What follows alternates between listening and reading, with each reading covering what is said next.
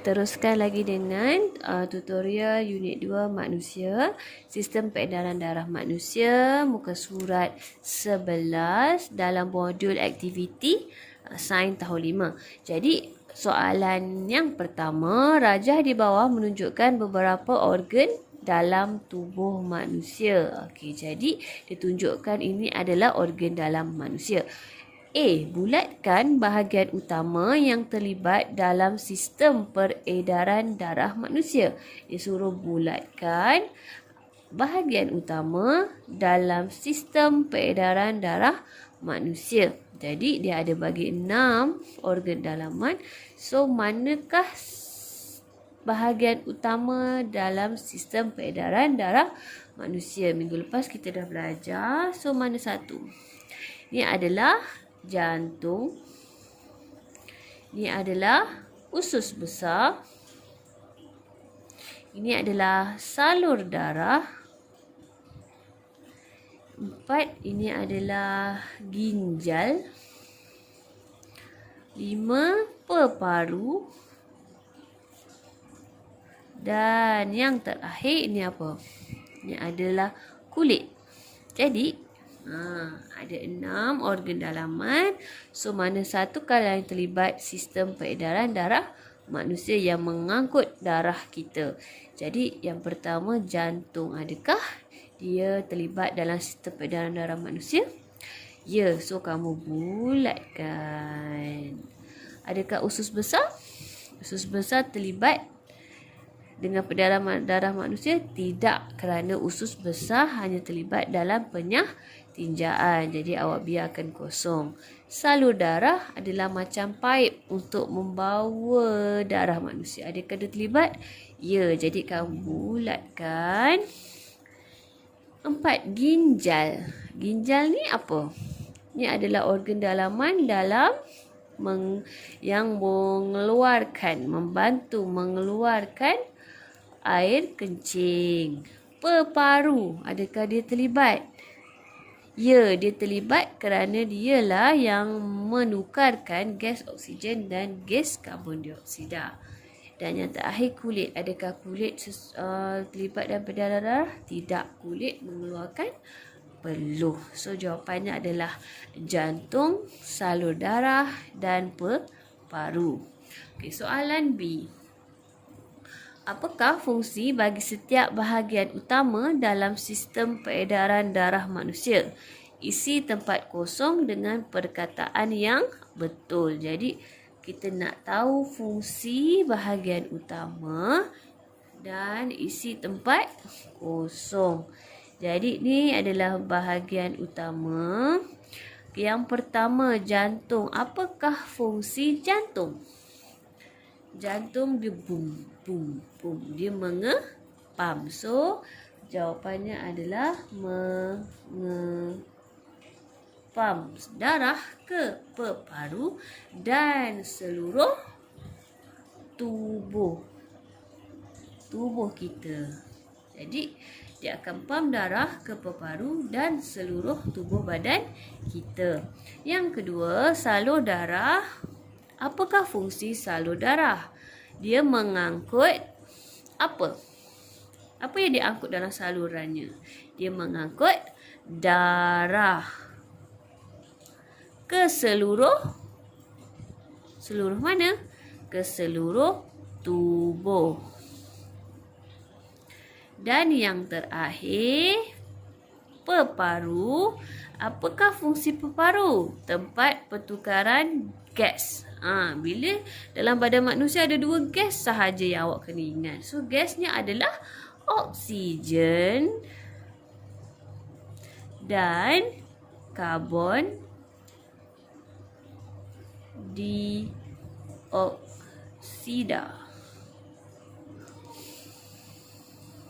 Untuk muka surat 12, A. Lakar dan label blok kitaran laluan peredaran darah dalam tubuh manusia. So, kita akan lakar.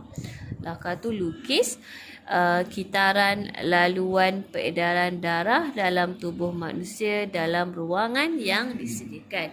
Jadi, benda pertama, okey. Untuk laluannya bermula daripada peparu.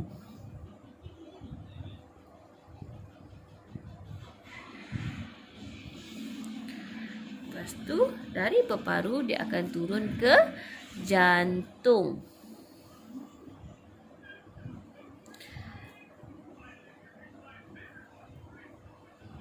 Dari jantung dia akan jadi ke tubuh manusia. Tubuh. Okey.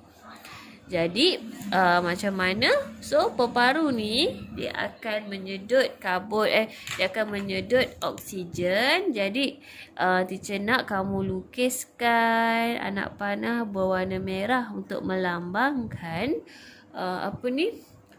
darah yang membawa lebih oksigen akan masuk ke dalam jantung, dan jantung akan membawa darah yang mengandungi oksigen yang banyak ni, lebih oksigen ni ke dalam tubuh manusia. Dari tubuh manusia, dari tubuh kita akan mengeluarkan karbon dioksida. Jadi dari tubuh ni kita akan pergi ke jantung. Jadi anak panahnya berwarna biru untuk melambangkan darah yang lebih karbon dioksida. Dan jantung kita akan pump darah yang lebih karbon dioksida kembali ke dalam paru-paru. Kemudian peparu akan mengeluarkan karbon dioksida. Jadi kamu boleh tulis merah ini adalah darah lebih oksigen, manakala yang biru darah lebih karbon dioksida.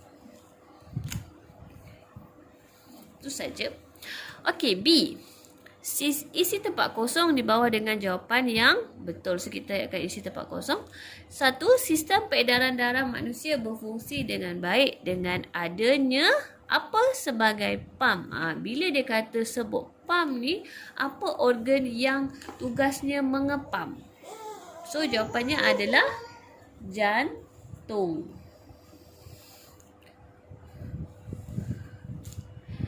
2. Darah beredar dari jantung ke mana dan masuk ke mana? Semula. Jadi darah ni beredar dari jantung ke tengok, dari jantung dia akan pergi ke mana? Dia akan pergi ke tubuh dan masuk ke dari tubuh dia akan masuk ke mana pula? Dia akan masuk ke jantung semula.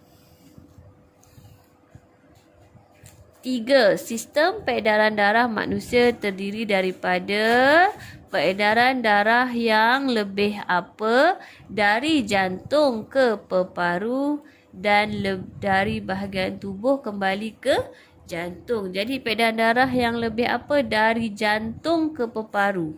Dari jantung ke peparu. Nampak tak?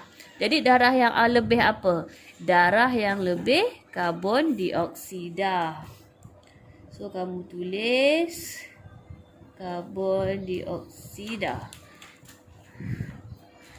2. Peredaran darah yang lebih apa dari peparu ke jantung. So ni peparu dia pergi ke jantung. Jadi apakah darahnya? Darah yang lebih oksigen. C. Isi tempat kosong dengan jawapan yang betul tentang kepentingan sistem peredaran darah manusia. 1. Membekalkan apa dan apa ke sel-sel badan. Okey, soalan ni dia tanya pasal kepentingan. Okey, kepentingan ni adalah darah ni membekalkan apa? Zat makanan. dan apa? Ke sel-sel badan dan oksigen. Membekalkan zat makanan dan oksigen ke sel-sel badan. 2. Menyingkirkan bahan buangan dan karbon dioksida.